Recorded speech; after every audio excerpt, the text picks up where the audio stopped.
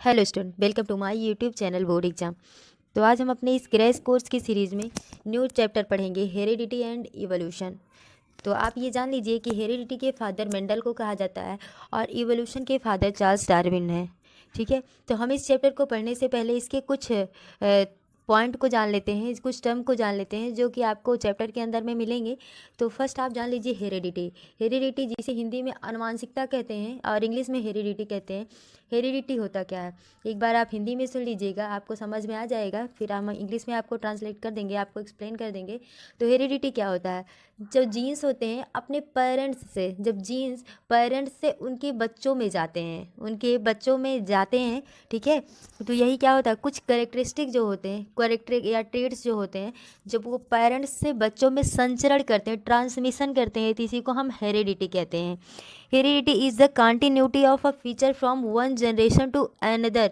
Heredity क्या होता है कि यहाँ पे देखिए, it refers to the transmission of character और traits from the parents to their offspring. ठीक, तो जो हेरिडिटी होता है, ये करेक्टर हेरिडिटी जो होता है वो पेरेंट्स से बच्चों में ट्रांसमिट होता है, किसके थ्रू, उसके करेक्टर के थ्रू या फिर उसके लक्षण के थ्रू ट्रांसमिट होता है। Heredity is the continuity of feature from one generation to another generation. Heredity क्या है, ये एक जनरेशन के से दूसरे जनरेशन में चलता रहता है, निरंतरता कंटिन्यूटी इसमें होती है, वो एक पीढ़ी से दूसरी पीढ़ी में चलती रहती है। ठीक है, और ये चलती कैसे है, which are present in the fertilize egg or zygote. ये फर्टिलाइजेशन एग या जाइगोट से में प्रेजेंट होती है। Zygote developed into the organism of the particular types only. जो जाइगोट होता है ये ऑर्गेनिज्म में एक पर्टिकुलर टाइप्स में प्रेजेंट होता है। ठीक है, एक बार ध्यान से समझिएगा। हेरिडिटी क्या होता है, पेरेंट्स से उनके बच्चों में कुछ लक्षण या फिर कुछ करेक्टरिस्टिक ट्रांसमिशन होते हैं जो कि एक पीढ़ी से दूसरी पीढ़ी में, एक वन जनरेशन से अनदर जनरेशन में ट्रांसमिट होते रहते हैं। ये ट्रांसमिट कैसे होते हैं, बाय द फर्टिलाइज्ड एग और जाइगोट। ये फर्टिलाइज एग या जाइगोट के थ्रू ट्रांसमिट होते हैं। ठीक है, और ये जो जाइगोट होता है ये विशेष प्रकार का, ये एक पर्टिकुलर टाइप से ऑर्गेनिज्म में प्रेजेंट होता है। ठीक है, ये जो है एक विशेष प्रकार का जीव में विकसित होता है। समझ में आए, तो चलिए नेक्स्ट हम पढ़ते हैं जेनेटिक। ये भी ध्यान से समझिएगा, genetic it is the branch of biology which deals with इस हेरिडिटी एंड वेरिएशन। ये जो है बायोलॉजी का एक ब्रांच है जिसके थ्रू हेरिडिटी एंड वेरिएशन को रिप्रेजेंट किया जाता है। ठीक है, genetic is there help our understanding of heredity by knowing how offspring inherit characteristic from their parents. जो जेनेटिक होता है वो हमें यह समझने में मदद करता है, यह समझने में हेल्प करता है कि जो बच्चे होते हैं अपने माता पिता से किस प्रकार, बच्चे अपने माता पिता से किस प्रकार से विशेष होते हैं, उनमें कैसे विशेषताएं प्राप्त होती हैं, कैसे जो है उनमें इनहेरिट करेक्टरिस्टिक कैसे प्राप्त होता है, ये जानने में मदद करता है। तो एक बार ध्यान से सुन लीजिएगा, जो जेनेटिक होता है ये बायोलॉजी का एक पार्ट है जिसके थ्रू हेरिडिटी और वेरिएशन को रिप्रेजेंट करते हैं। ये हेरिडिटी को जानने के लिए, ये हमें हेरिडिटी को जानने में हेल्प करता है कि कैसे बच्चे में उनके माता पिता के विशेष कैरेक्टरिस्टिक दिखाई देते हैं। नेक्स्ट पे चलते हैं वेरिएशन। वेरिएशन ध्यान दीजिएगा, variation is it is mean the difference in the characters और traits among the individual of species. Variation occur during the reproduction both because of error in the DNA copying and its result or sexual reproduction. Variation contribute to the evolution. तो यहाँ पे देखते हैं variation means Hindi में इसको रूपांतरण कहते हैं। रूपांतर, इसकी जो मीनिंग होती है, किसी भी स्पीसीज के जो ऑर्गेनिज्म होते हैं इनमें एक विशेष प्रकार के ट्रेट्स होते हैं, कुछ विशेष प्रकार के डिफरेंस दिखाई देते हैं जो कि उसके डीएनए में प्रेजेंट होता है। ठीक है, उसकी डीएनए की कॉपिंग होती है, जो कि वेरिएशन, जो कि आपको दिखाई देता है, जो कि वेरिएशंस होते हैं उनके डेवलपमेंट में आपको दिखाई देता है। ठीक है, ये ध्यान, एक बार फिर से इसको ध्यान से समझ लीजिएगा। जो वेरिएशन का मतलब होता है डिफरेंस इन द कैरेक्टर और traits among the individual of species. इसका मतलब ये होता है कि विभिन्न जितनी भी प्रजातियां होती हैं, मतलब जितनी भी प्रजातियां होती हैं उनमें कुछ ना कुछ अंतर होते हैं। ठीक है, तो ये अंतर कैसे होता है, जो ये डिफरेंस है ये कैसे होता है, वेरिएशंस होता है, इसमें कुछ रूपांतर हो जाता है, कुछ वेरिएशंस हो जाते हैं।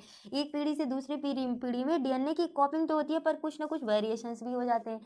ठीक है, इनमें कुछ भिन्नताएं भी पाई जाती हैं, तो उसी भिन्नताओं को हम देखेंगे। ठीक, यहाँ पे देखिए important of variations, important variation दिए गए हैं आपको। ठीक है, इंपॉर्टेंट वेरिएशन है, इसको देख लेते हैं। It form the basis of heredity, ये हेरिडिटी के बेसिस पे होता है। It cause adaptation due to the organism, it cause, यहाँ पे देखिए it cause adaptation due to the variation organism can easily adjust to the changing of the environment. इसमें क्या होता है कि जैसे आपके इन्वायरमेंट में जो चेंज होते हैं, चेंज के साथ जो जीन्स होते हैं, ठीक है, वो एडजस्ट कर जाते हैं। ठीक, इसका मतलब ये होता है कि जो ऑर्गेनिज्म होते हैं वो इस पर्यावरणीय इन्वायरमेंट के चेंज के साथ एडॉप्ट करते हैं, इन्वायरमेंट के चेंज को भी एडॉप्ट करते हैं। Accumulation of the variation form the basis of evolution. इसमें कुछ सकारात्मक चीज़ें भी परिवर्तन में होती हैं, एक्यूमुलेशन होती हैं। ठीक है, नेक्स्ट पढ़ते हैं रिमेंबर्स। आप कुछ इसको याद रख सकते हैं, कुछ चीज़ें हैं जो आप याद रख सकते हैं, देखिए ध्यान से। Variation are product both in the sexual and asexual reproduction. Variation जो होता है वो प्रोडक्ट है, मल्टीपल होता है सेक्सुअल और एसेक्सुअल रिप्रोडक्शन के, but amount of variation produced in the asexual reproduction are subtle, they are hardly noticeable as the compared of the variation cause due to the sexual reproduction.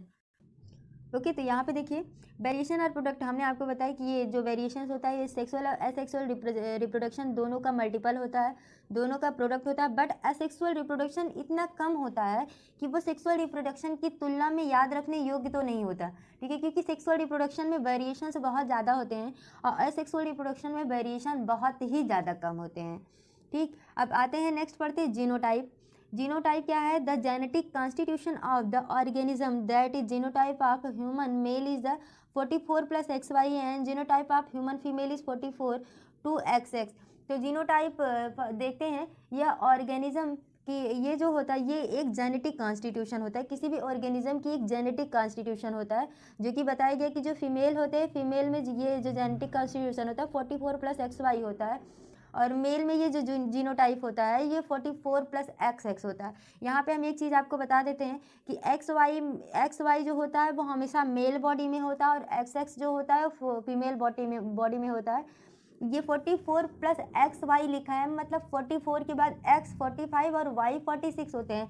मतलब कि ये जो genotypes होते हैं ये mail में भी 46 होते हैं और फीमेल में भी 46 होते हैं। ठीक है, तो जब बॉडी में XX होगी तो बेबी गर्ल और XY होगा तो बेबी बॉय होगा, हम अभी आगे आपको बताएंगे। ठीक है, अब आगे पढ़ते हैं फेनोटाइप। यहाँ पे देखिए फेनोटाइप क्या होता है, the appearance of the organism that is the way in which genotype is expressed. Phenotype is the result of interaction of genotype with the environment. तो फेनोटाइप ऑर्गेनिज्म की जो उपस्थिति या प्रेजेंट होता है, जिस तरह से जो जीनोटाइप में व्यक्त किया जाता है उसी तरह से फेनोटाइप में भी होता है। ठीक है, तो जिस तरह से हम ये देखते हैं कि जो जीनोटाइप होता है, जिस तरह से हम देखते हैं कि जो जीनोटाइप होता है ये जो है जीन्स की उपस्थिति, जीन्स की प्रेजेंटेशन को शो करता है, उसी तरह से जो फिनोटाइप होता है वो इंटरेक्शन जीन्स विद इन्वायरमेंट, तो जीन्स के साथ इन्वायरमेंट के इंटरेक्शन को शो करता है। एग्जांपल में देख लेते हैं कि हम ये मान लेते हैं कि रेड कलर है, हमारे पास रेड कलर का पेयर है जिसे RR से रिप्रेजेंट करते हैं। ठीक है, now if genotype is RR phenotype will be red. ठीक है, यदि जीनोटाइप RR फेनोटाइप है तो यह रेड होगा, but if genotype is capital R small r then also phenotype. यदि genotype capital R small r है तो ये क्या होगा, ये फेनोटाइप भी होगा। क्यों, क्योंकि R जो होता है ये एक डोमिनेंट जीन होता है, मीन्स एक तरह से R प्रभाविक रंग होता है। आगे जीन देख लेते हैं, जीन की कुछ कैरेक्टरिस्टिक है उसको जान लेते हैं। ठीक है, जीन क्या है, gene is the basic unit of heritance by which character are transferred from parent to offspring. जो जीन्स होते हैं ये एक इनहेरेंट होते हैं, कैरेक्टरिस्टिक होते हैं जो कि पेरेंट से बच्चों में ट्रांसफ़र होते हैं। ठीक है, तो genes consist of the specific length of DNA on a chromosomes. जो जीन्स होता है, ठीक है, ये क्रोमोसोम पर डीएनए की एक विशिष्ट लंबाई, स्पेसिफिक लेंथ होता है, विशिष्ट लंबाई होती है। फिर से जान लीजिए कि जो जीन होता है वो पेरेंट्स से बच्चों में ट्रांसफ़र होता है उनकी कैरेक्टरिस्टिक, उनके ट्रेट्स के रूप में। जो जीन्स होता है वो क्रोमोसोम्स की एक विशिष्ट लंबाई या फिर हम कह सकते हैं कि उसका एक स्पेसिफिक लेंथ होता है, ठीक है। A specific segment of DNA that provide the information for the protein is called gene for that protein. तो यहाँ पे हम देख लेते हैं कि जो डीएनए होता है वो एक स्पेशल सेगमेंट में होता है जो एक प्रोटीन के थ्रू हमें नॉलेज देता है, प्रोटीन के थ्रू हमें प्रदान होता है, मिलता है, और उस प्रोटीन के लिए जीन कहा जाता है, ठीक है। ये जान लीजिए कि जो डीएनए होता है वो एक प्रोटीन से हमें मिलता है और ये जो है उस प्रोटीन के लिए जीन कहा जाता है। According to the Mendel both parents must be contribute equally to the DNA of the pregnancy during the sexual reproduction.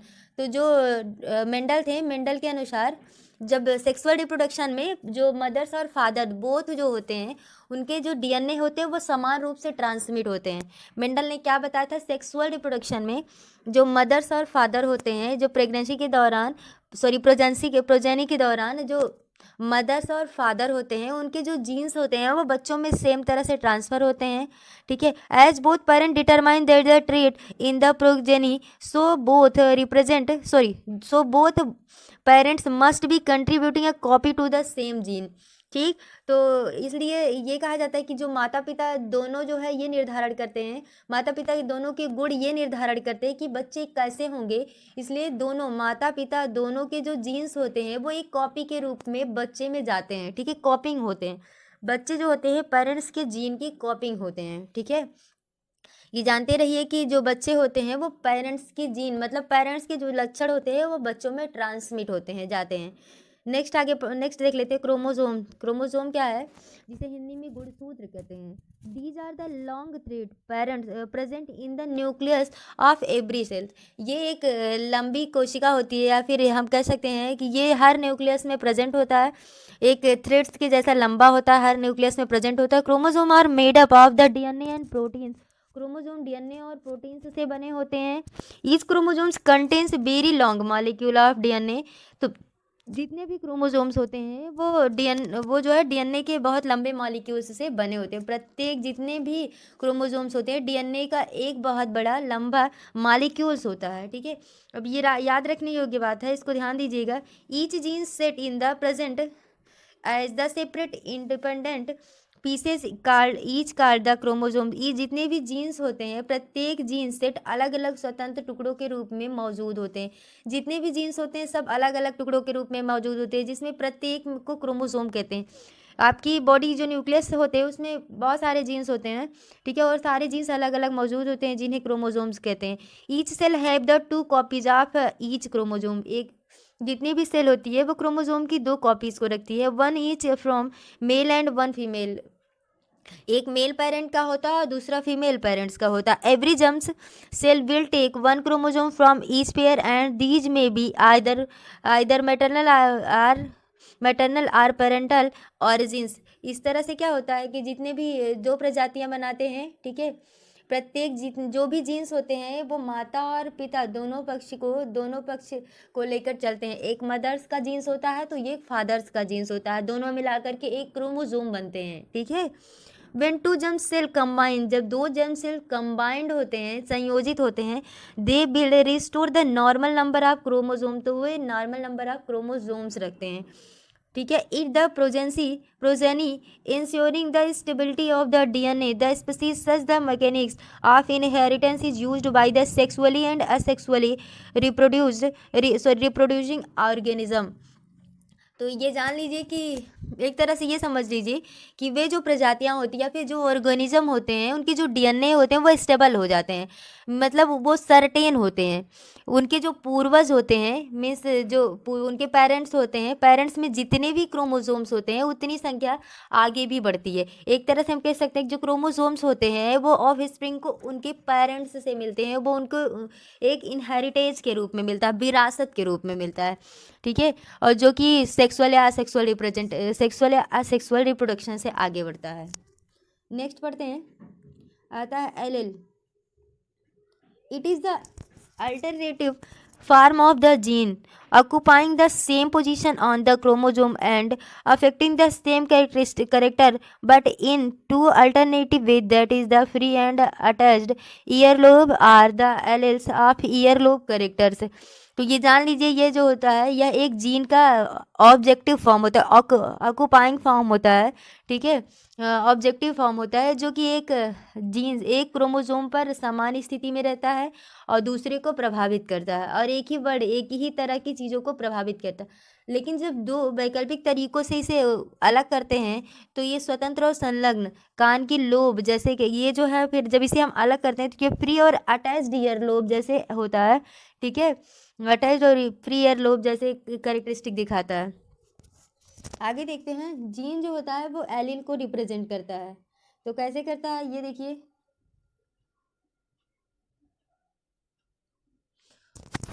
होमोजीन्स dominant is the capital letter tallness, homo इसे कैपिटल लेटर में लिखते हैं T. Homozygous homozygous recessive in the small matters that is shortness or dwarfness, T लिखते हैं, छोटी चीज़ों को small T से डिनोट करते हैं।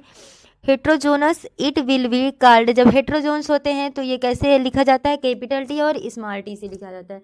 डोमिनेंट एलेस क्या होता है, इस एलेस क्या है तो देख लेते हैं।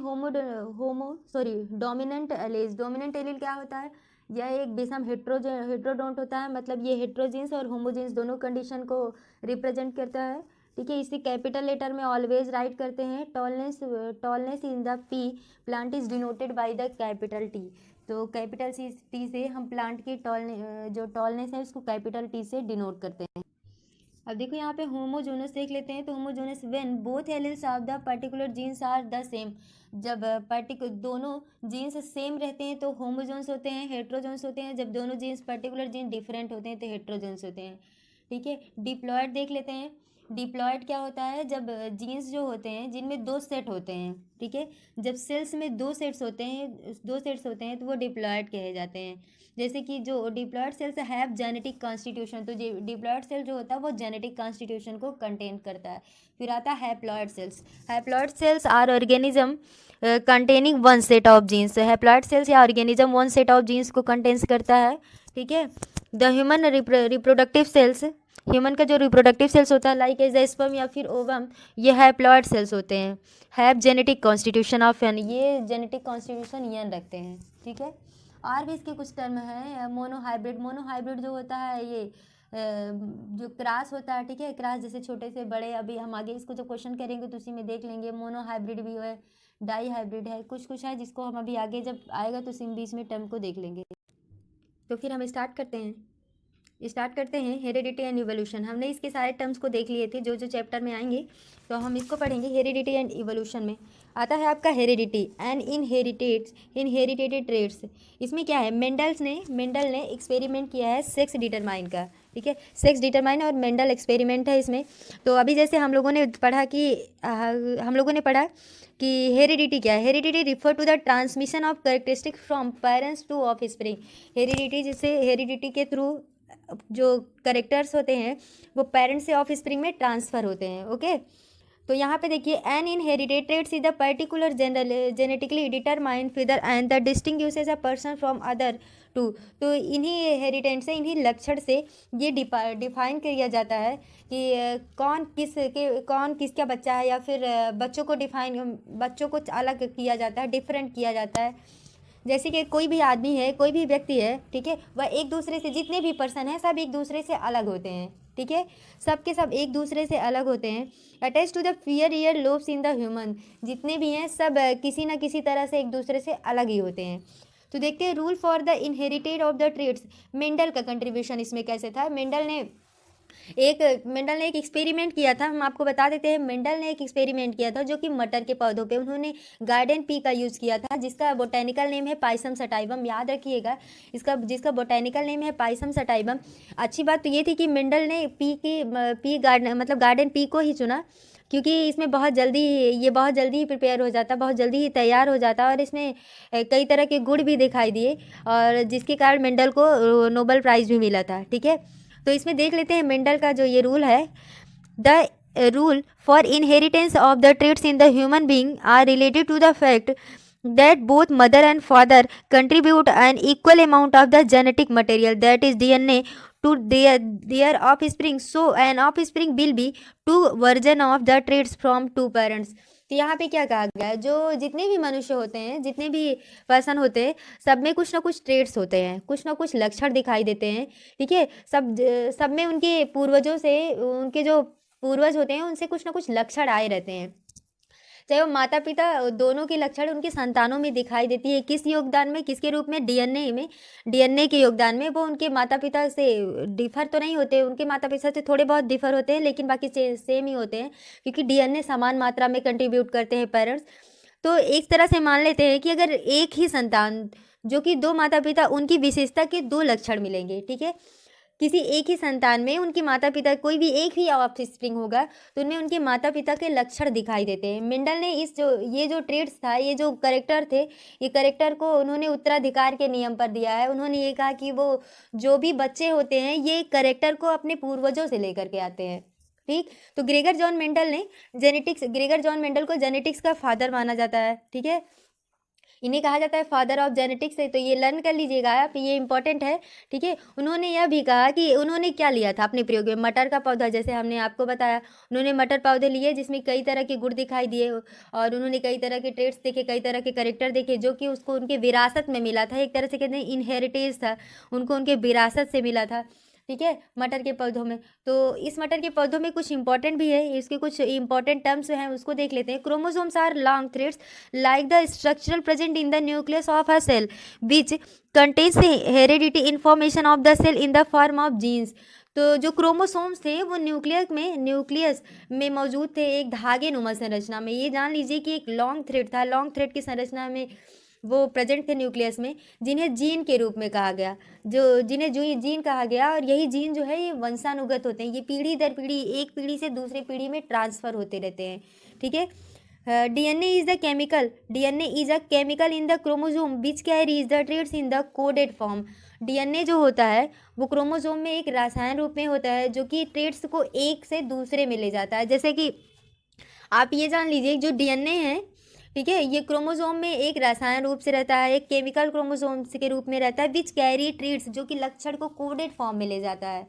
ठीक, और भी देख लीजिए यहाँ पे, genes is the important of a chromosome which control the specific biological function.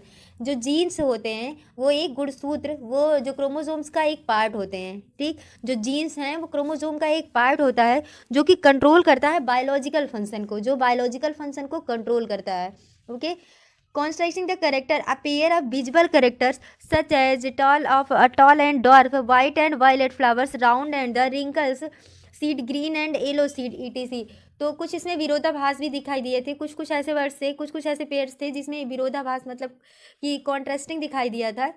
ठीक, क्या वो देख लेते हैं क्या, जैसे कोई टॉल या डॉर्फ, वाइट या वायलेट फ्लावर्स थे, छोटे या गोल झुर्रीदार बीज, और कुछ पीले बीज आदि भी दिखाई दिए थे। ऐसा नहीं है कि सब एक ही जैसे थे, कुछ सब में थोड़ी करेक्टर से, सबका करेक्टर थोड़ा चेंज था।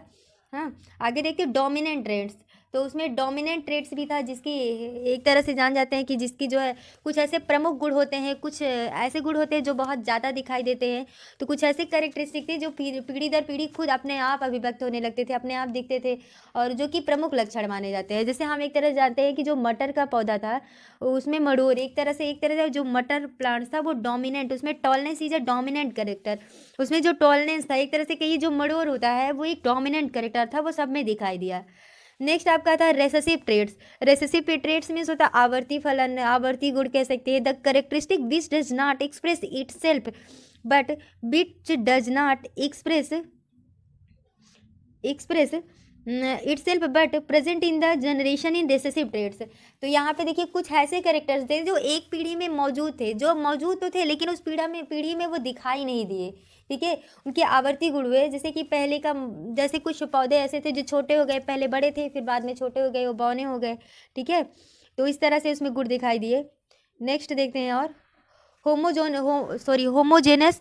होमोजीनस क्या था? होमोजीनस ये एक ऐसी सिचुएशन है जिसमें कि दोनों प्रकार के जीन्स मौजूद थे, जिसमें दोनों प्रकार के जीन्स थे। ये कह सकते हैं the type are present in the example and the organism has both the genes are tallness it express at the T, जिसे कैपिटल, हमने इस टर्म को पहले भी पढ़ा था, जिसमें दोनों प्रकार के जीन्स दिखाई देंगे उसे कैपिटल टी से डिनोट करते हैं। और अगर बॉनेज या फिर डॉर्फनेट दिखाई देते हैं तो उसे स्मॉल टी से डिनोट करते हैं। ठीक है, फिर आता है हेट्रोजेनस। हेट्रोजेनस में क्या होता है? यहाँ पे देखो, a condition in which both the genes are of different type, जिसमें दोनों जीन्स डिफरेंट अलग अलग होते हैं। एग्जाम्पल जैसे organism has the genes. Organism में जो जीन्स होते हैं कुछ कुछ ऐसे हैं जो डिफरेंट टाइप्स के होते हैं। Organism have the genes capital T small T, it means, इसका मतलब यह है कि टॉलनेस एंड अदर डॉर्फनेस। एक तो उसमें टॉलनेस है, एक तो बड़ा है और दूसरा छोटा यानी बौना है। ठीक है, इस तरह से भी गुण प्रेजेंट हुए। फिर आता है आपका जीनोटाइप। जीनोटाइप में क्या है? It is the genetic makeup, it is the genetic makeup of and the individual. For example that a pure tall plant is expressed as capital T and height and hybrid tall as capital T small T. तो यहाँ पे देखो genotype. Genotype में क्या है? यह भी एक हेरिटेज होता है, एक जेनेटिक मेकअप होता है, जेनेटिक गुण होता है जीनोटाइप, जो कि किसी भी व्यक्ति में दिखाई देता है। एक शुद्ध पौधा और एक टॉल पौधा अगर हम लेते हैं तो उसमें दो तरह के गुण आते हैं। ठीक है, हो सकता है वो टीटी हो, जो सही जो प्योर होता है, प्योर प्लांट होते हैं उसे कैपिटल टी से, और जो हाइब्रिड प्लांट होते हैं, क्योंकि हाइब्रिड जब कराते हैं तो एक बड़ा लेते हैं, एक बौना लेते हैं, डॉर्फनेस लेते हैं, तो उसमें एक कैपिटल टी और स्मॉल टी से डिनोट करते हैं। आता है आगे फिनोटाइप। फिनोटाइप को कैसे रिप्रेजेंट करते हैं? It is the external appearance of the organism, for example that the plant have capital T and compound which appears although it have the dwarfness। ठीक है, तो इसमें क्या है कि उसमें दिखाई दिया कि कुछ जो होते हैं वो डॉर्फनेस, कुछ छोटे छोटे पौधे भी दिखाई दिए, होमोजीनस थे, जो कि मिक्सचर भी दिखाई दिया आपको। ठीक है, तो मेंडल का एक बार एक्सपेरिमेंट देख लेते हैं। मेंडल ने अपने एक्सपेरिमेंट में क्या कहा? मेंडल ने गार्डन पी पे किया था, ये ध्यान रखिएगा। उन्होंने गार्डन पी पे किया था, उन्होंने सबसे पहले मोनो हाइब्रिड और फिर डाई हाइब्रिड क्रॉस किया था। फर्स्ट तो मोनो हाइब्रिड क्रॉस था, देन डाई हाइब्रिड क्रॉस है। मोनो हाइब्रिड क्रॉस देखते हैं। द क्रॉस इन विच, ऐसा क्रॉस जिसमें showed inheritance of dominant and recessive characters in the monohybrid class to observe inheritance of the single pair of the contrasting character। पहले उसने mono heritage को लिया था जिसमें क्रॉस कराया और वो उन्हें इनहेरिटेज दिखाई दिया। ठीक है, जो कि मोनो हाइब्रिड क्रॉस था, जिसमें कुछ विपरीत जोड़ी को उन्होंने लिया था, कुछ विपरीत पेयर्स को लिया था। यहाँ पे देखिए पेयर्स को किस तरह से लिया है। एक है आपका प्योर टॉल प्लांट, ये प्योर टॉल प्लांट है, और ये आपका देखिए ये प्योर टॉल प्लांट है, और ये आपका प्योर डॉर्फ प्लांट है। तो हमने पहले ही देखा था pure tall plant capital T से डिनोट करते हैं, और जो डॉर्फ है उसमें स्मॉल टी से डिनोट करते हैं। ठीक है, तो पहली पीढ़ी में जब लेते हैं तो इसका एक क्रोमोजोम कैपिटल टी और इसका एक क्रोमोजोम स्मॉल टी आता है। इन दोनों से क्रॉस पॉलिनेशन होता है। तो फर्स्ट वाली जनरेशन में, जो फर्स्ट जनरेशन है उसमें देखिए क्या दिखाई दिया आपको। जो फर्स्ट जनरेशन है कैपिटल टी और स्मॉल टी, ये आपका F1 जनरेशन बोला जाता है, जिसे हम फर्स्ट जनरेशन कहते हैं। ठीक है, फिर यहाँ पे देखिए जितने भी प्लांट्स थे सब टॉल थे। जितने भी प्लांट्स यहाँ पे हुए सबके सब टॉल हुए। फिर सेल्फ पॉलिनेशन होता है। सेल्फ पॉलिनेशन में देखिए क्या है। सेल्फ पॉलिनेशन यहाँ पे फर्स्ट है मेल या फीमेल, ये आपका मेल हो गया और ये फीमेल है। तो जब कैपिटल टी और स्मॉल कैपिटल टी दोनों, मान लो कि मेल भी टॉल है और फीमेल भी टॉल है, जब इनका हाइब्रिड करवाते हैं, जब इनका इनहेरिटेज होता है तो रिप्रोडक्शन होता है, तो पहले में कैपिटल टी और दूसरे में पहले में कैपिटल टी आता है। ठीक है, और देखिए जब मान लो कि जो मेल है वो कैपिटल टी है, यानी कि जो मेल है वो लॉन्ग है, वो लंबा है। ठीक है, और जो फीमेल है वो छोटी है। तो जब इसका कराते हैं तो क्या आएगा? लंबा और छोटा दोनों, मतलब एक तरह से मीडियम वाले आ जाएंगे। ठीक है, एक तरह से मीडियम वाले आएंगे। फिर देखिए अगर मेल स्मॉल है और फीमेल टॉल है तो टी यानी मीडियम होगा, और जब मेल और फीमेल दोनों ड्वार्फ ही है तब आपका बौना आ जाएगा। ठीक है, तब बौना होगा। नेक्स्ट पे देखते हैं। यहाँ पे देखिए वही दिखाया गया है आपको। फिर ही two pure tall genetic genotype, हमने आपको जैसे बता दिया कि पहले में क्या होता है, जब प्योर जीनोटाइप है तो उसमें कैपिटल टीटी और प्योर डार्कनेस में स्मॉल टीटी आएगा, ठीक है। फिर जब F1 पीढ़ी में कराएंगे तो F1 में जाएगा आपका, F1 जनरेशन में। फिर उसको जब कराते हैं, जब उसका फिर से होता है पेरेंटल ट्रेट्स होता है, तो कुछ पेरेंटल ट्रेट्स आते हैं। F2 में क्या होता है, देखिए F2 में क्या है, now the plants were not toll obtained 75% tall and 25% dwarf. यहाँ पे देखिए जब कराते हैं तो 75% ऐसे होते हैं जो टॉल होते हैं और 25% डॉर्फ होता है। जो इसका फिनोटाइप रेशियो होता है वो 3:1 होता है, ठीक है। जो फिनोटाइप रेशियो होता है वो 3:1 होता है। और इसके बाद दिस इंडिकेट दैट, यहाँ पे देखिए this indicate that in the F4 generation both tall and dwarf were inherited but the tallness expressed it self and tallness is the dominant. जो F2 सीरीज में देखिए 1:2:1 है, ये इसका जीनोटाइप होता है, ठीक है।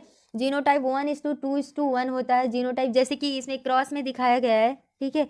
क्रॉस में कंक्लूजन क्या निकला, फेनोटाइप रेशियो जो होते हैं वो dwarf ratio tall ratio dwarf में आते हैं, मतलब 3:1 होता है। और जो जीनोटाइप रेशियो होता है 1:2:1 हो जाता है, ठीक है। आगे आता है law of dominance. Law of dominance क्या होता है, प्रभुत्व का नियम, जिसे कहते हैं प्रभुत्व का नियम। कुछ ऐसे करेक्टर्स होते हैं, कुछ ऐसे करेक्टर होते हैं कुछ बच्चों में जो प्रभुत्व मतलब जो हमेशा दिखाई देते रहते हैं, जो दिखाई देते हैं उसके जैसे पेरेंट्स में होता है वही करेक्टर एकदम सेम बच्चों में भी दिखाई देता है। तो यहाँ पे देखिए when the parents have pure contrasting characters are crossed, then only one character express itself in the generation F1 generation. This character is the dominant character and the character factor which cannot express itself the called recessive character. तो यहाँ पे देखते हैं recessive character क्या होता है, जब कुछ जब या फिर प्योर कैरेक्टर जो प्योर ट्रेड्स लेते हैं, जब हम प्योर पेरेंटल कराते हैं, ठीक है, उसमें जो पेरेंट्स होते हैं प्योर पेरेंट्स को लेते हैं तो उनके जो चरित्र होते हैं वो F1 पीढ़ी में एकदम अच्छे से दिखाई देते हैं, वो बहुत अच्छे से दिखाई देते हैं जो उनके पेरेंट्स के होते हैं। और यह चरित्र उनका एक तरह से प्रमुख मानते हैं, ठीक है। रेसेसिव होता है, प्रमुख मानते, डोमिनेंट होता है।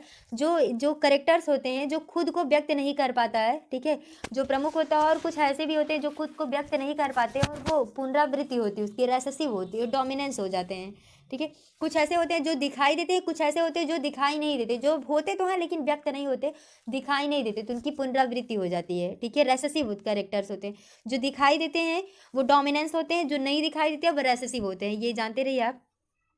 आगे देखिए डाई हाइब्रिड क्रास। जब डाई हाइब्रिड क्रास मेंडल ने दो अलग अलग पेयर्स लिए थे, मतलब कि दो पेयर लिए थे जिनमें अलग अलग ट्रेड्स थे, अलग अलग गुण के थे। तो देखिए इसमें क्या है, फर्स्ट उन्होंने क्या लिया था, जो कंक्लूजन निकाला दो अलग अलग पेयर्स का उन्होंने लिया, ठीक है। यहाँ पे देखिए जब दो अलग अलग पेयर्स का लिया तो फर्स्ट में उन्होंने देखा कि क्या होता है जब क्रॉस करवाए, तो inheritance of the two pairs of contrasting characters which is called the dihybrid. He cross breed pea and plants bearing the round green seed, plants bearing wrinkles and yellow seed. उन्होंने क्या किया कि एक plants लिए जो झुर्रीदार थे और एक प्लांट्स लिए जो येलो था, वो उसको कराया तो कुछ कुछ निकले।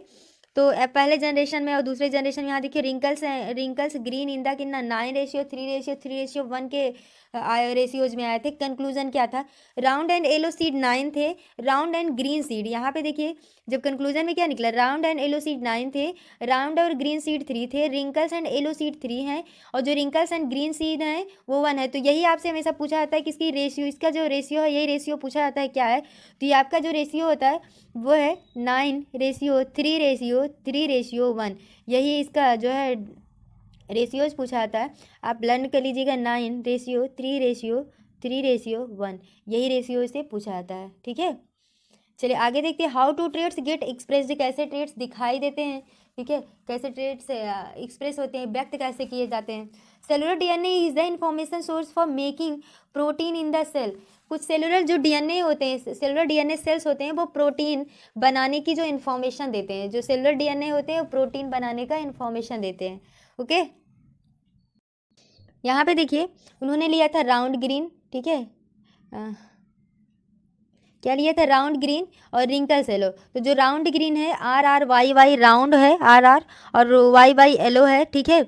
और इसके बाद रिंकल्स येलो लिया है, रिंकल्स RR रिंकल्स हो गया, येलो YY येलो हो गया, ठीक है। तो फर्स्ट में RY आएगा, क्रॉस पॉलिनेशन होता है, यहाँ पे स्मॉल r कैपिटल Y आएगा, फर्स्ट में कराएंगे तो capital R small r capital Y small y, ठीक है। इसके बाद इसका सेल्फ पॉलिनेशन होगा। ये देखिए यहाँ कौन सी सीरीज में है, ये F1 में है, ठीक है। F1 generation all round yellow seed. F1 generation में जितने भी है सब क्या है, राउंड येलो सीड्स हैं, ठीक है। जितने भी आते हैं सबके सब राउंड येलो सीड्स हैं। यहाँ पे इसके फुल वो देख लेते हैं गैमीट्स में। मान लीजिए ये मेल है, ठीक है। यहाँ पे देखते हैं, मान लो ये मेल है, ठीक है, और ये क्या है, ये फीमेल है, ठीक है। वो मेल है और ये फीमेल है। तो मेल फीमेल में देखते हैं, जब इन दोनों का हुआ, ठीक है, तो क्या आया, RRYY। जब इन दोनों का हुआ तो RRYY, फिर इसका और इसका कराएं, फिर क्या मिला, RR कैपिटल Y, और यहाँ पे देखिए स्मॉल y है तो यही स्मॉल y मिला। फिर इन दोनों का कराए हैं तो क्या है यार, कैपिटल, यहाँ पे देखिए कैपिटल R और कैपिटल Y है, यहाँ स्मॉल r है, यहाँ पे देखिए ये स्मॉल r है और कैपिटल Y है, ठीक है। यहाँ पे देखिए स्मॉल r है और ये कैपिटल Y है, कैपिटल Y है। तो यहाँ पे क्या आया, सॉरी, ये स्मॉल r है और कैपिटल Y है, तो यहाँ पे कैपिटल R और स्मॉल y आया। इसी तरह से हम सबको कराएंगे, इसी तरह से सबका पॉलिनेशन होगा, ठीक है। सबका क्रॉस होगा, सबको क्रॉस कराएंगे। जब इसका इसके साथ कराते हैं, capital R small y, capital R capital Y के साथ करेंगे तो कैपिटल R कैपिटल Y और स्मॉल y, ये आएगा आपका, ठीक है। इस तरह से जो जीन्स निकलते हैं, how to germ cell that is get, how to germ cell that gets that gametes get single cell and genes are present who have two copies in them। तो यही दिखाया गया कि कैसे माता पिता से जो जीन्स होते हैं वो बच्चों में आते हैं, जिनकी 2 प्रजातियां होती हैं, वो भी देख लेते हैं। ईच जो जीन्स होते हैं present are the single long, जितने भी जीन्स होते हैं वो सिंगल प्रेजेंट होते हैं, ठीक है, सिंगल लॉन्ग में प्रेजेंट होते हैं, सब धागे की तरह होते हैं, बट सेपरेट इंडिपेंडेंट, लेकिन एक दूसरे से बदले चेंज होते हैं क्रोमोजोम्स की सहायता से। Each cells get the 2 copies, प्रत्येक सेल में 2 कॉपीज होता है, ये हम पहले भी देख चुके हैं। Different species use the different strategies, जितने भी स्पेसीज होते हैं वो अलग अलग स्ट्रेटेजीज, अलग अलग रणनीतियाँ बनाते हैं, ठीक है। तो देखते हैं first, in the some animals, कुछ एनिमल्स जो होते हैं वो temperature and its fertilize egg and are kept determine whether the developing elements will be males और फीमेल। तो कुछ ऐसे होते हैं, ध्यान दीजिएगा, कुछ ऐसे जानवर होते हैं, कुछ ऐसे एनिमल्स होते हैं जो जिस ताप में रहते हैं, जिस ताप में फर्टिलाइज करते हैं, जिस ताप में एग लेस करते हैं, ठीक है, जिस टेम्परेचर में एग लेस करते हैं वही टेम्परेचर निर्धारित करता है, वही टेम्परेचर ये डिटरमाइन करता है कि उनका विकास कैसे होगा, ठीक है। जैसे हम लोगों ने इसके पहले वाले चैप्टर में ये पढ़ा था कि टेम्परेचर जो होता है वो ज़्यादा इंपॉर्टेंट रोल प्ले करता है किसी भी ऑर्गेनिज्म को फर्टिलाइज करने के लिए, ठीक है। तो जैसे कोई भी जैसे विकासशील developing animals will be male और फीमेल, जो बच्चे होते हैं वो ये डिपेंड करता है कि उनके जो जीन्स हैं वो ज़्यादा मेल्स से हैं या फीमेल से, किसके जीन्स जो हैं उन पे हाईलाइट हो रहे हैं, दिखाते हैं ज़्यादा। यहाँ पे देखिए ये कहा गया कि some animals like the snails, कुछ एनिमल्स जैसे स्नेल्स होते हैं can change sex indicating that the sex is not the genetically determined. कुछ ऐसे भी जानवर होते हैं जो कि सेक्स को चेंज कर देते हैं, ठीक है। सेक्स तो ये इंडिकेट नहीं किया जा सकता, ये नहीं कहा जा सकता कि जो सेक्स होता है उनका वो जो है पीढ़ी दर पीढ़ी या फिर वो है जेनेटिक होता है। कुछ एनिमल्स होते हैं जैसे स्नेल्स है वो अपने सेक्स को चेंज कर देता है, तो ये नहीं कहा जा सकता कि वो क्या है, उनको ये पीढ़ी से, उनके पूर्वजों से मिला है। क्यों? क्योंकि वो अपने सेक्स को चेंज कर देते हैं, वो अपने इंडिकेटर्स को चेंज कर देते हैं, तो उन्हें पहचानना मुश्किल हो जाता है। इसलिए हम नहीं कह सकते हैं कि जितनी भी चीज़ें हैं सब पेरेंट्स से या फिर पूर्वजों से ही मिलती हैं। यहाँ पे देखिए इन द ह्यूमन, लेकिन ह्यूमन में क्या होता है, हम लोगों में क्या होता है कि जो चीज़ें हैं, मतलब जो सेक्स होता है ये पेरेंट्स ही, माता पिता ही डिसाइड करते हैं, माता पिता के जीन्स ही डिसाइड करते हैं कि ये कौन सा सेक्स होगा, फादर मतलब बॉय है या गर्ल्स है, ये माता पिता के जीन्स ही डिसाइड करते हैं, ठीक है। आगे देखते हैं। अब हम लोग कल sex determination in the human beings, ये कल टॉपिक पे पढ़ेंगे, ठीक है। तो आज के लिए इतना ही, थैंक यू। और हाँ, एक बात और, आप मेरे वीडियो को लाइक, सब्सक्राइब और शेयर ज़रूर कर दिया करिए प्लीज़, आपसे रिक्वेस्ट है। तो आज के लिए थैंक यू।